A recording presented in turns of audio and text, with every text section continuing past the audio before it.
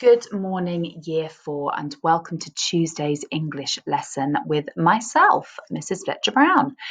So I'm going to whiz through some of these beginning slides to you because it's really important that we spend time on some of these slides later on in this lesson. So this is just a fun activity for you to get started with somebody at home. You might not be able to do it straight away, you might have to do it later. But basically, you want to try and sell them some of these items. So for example, you might ask somebody at home to be a farmer, and then you might try and sell that farmer a dragon. And you've got to try and use some of those powerful and persuasive phrases that you wrote down in yesterday's lesson to help you. It's a fun activity there.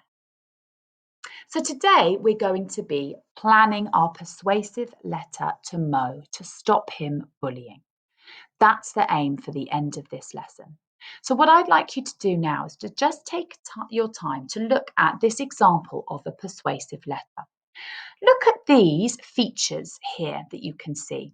You can see that the structure of this persuasive letter has an address of the person you're writing to, the address of yourself, the address of the person that you're writing to, a formal greeting, you've got an introductory paragraph, and then you've got 3 paragraphs here which have structured your persuasive points. So you've got 3 points here, and then a final paragraph which is a very powerful concluding statement.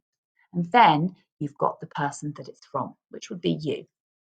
We're going to look at this in more detail now, particularly these paragraphs in which you're structuring your points.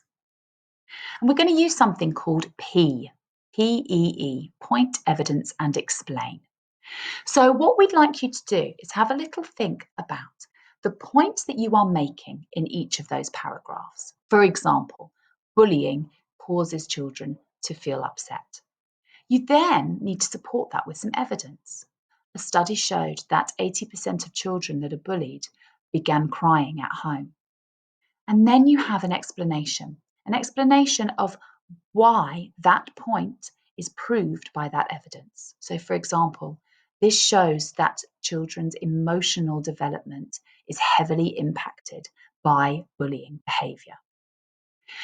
See if you can use point, evidence and explain to convince somebody at home why playtime should be 30 minutes long and not 15 minutes long.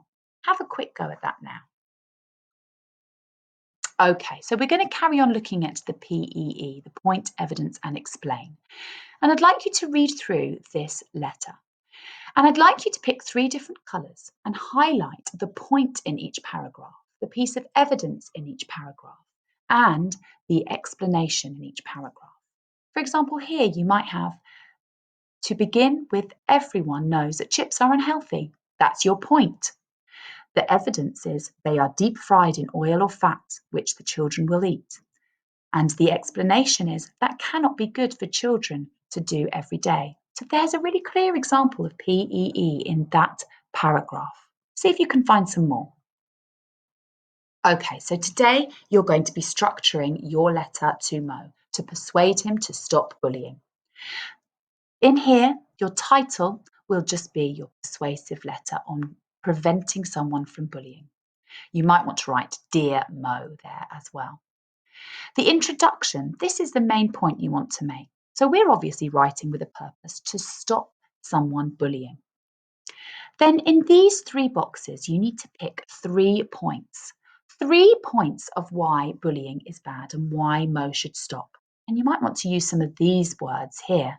You might want to put in some of the words that you wrote down yesterday into these paragraphs as well. So think about your point, your evidence, and your explanation with some of those powerful, persuasive phrases that we've used previously. So you'll have 3 separate points in here, 3 separate pieces of evidence and 3 separate explanations. And then finally, your conclusion is signing off. Well done. I'll see you tomorrow for another lesson.